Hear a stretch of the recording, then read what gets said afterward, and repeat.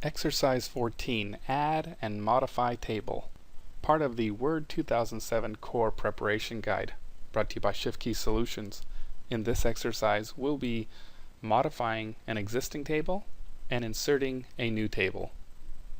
Step 1 tells us to place our insertion point in the first cell of the table, where it says Class. On the Layout tab and in the Rows and Columns group, I'm going to click Insert Above. That adds a new row above the table. In the first cell above Class, I'll place my insertion point and type Classes and Prices. Next, I'd like to merge these two cells in the first row together so that they're one cell. In order to do that, I'm going to click and drag to select these two cells. Once they're selected, I'm going to go to my Layout tab, and in my Merge group, I'm going to click Merge Cells. Now, it's one cell, which is more or less the title of this table. Now I want to add a new table. So first I'm going to place my insertion point in the blank line below this table and press Enter. Next I want to insert my new table. I'm going to come to my Insert tab, and in the Tables group I'm going to click my Tables button and then come down to Insert Table.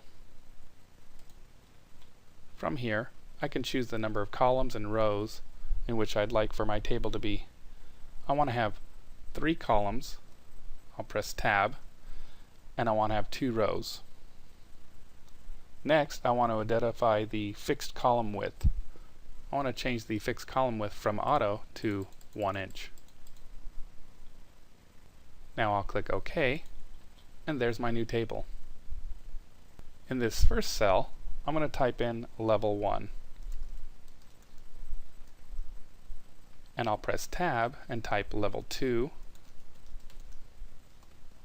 And I'll press Tab and type Level 3. When I press Tab now, it takes me to the first cell in the next row below. Here I'll type Beginner and press Tab, and then type Intermediate and press Tab, and then type Advanced. Now I'm going to use my arrow key on my keyboards and arrow key up once.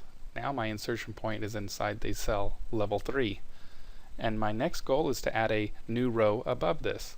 So I'm going to go to my Layout tab, and with my insertion point inside of this cell Level 3, I'm going to come to Rows and Columns and click Insert Above.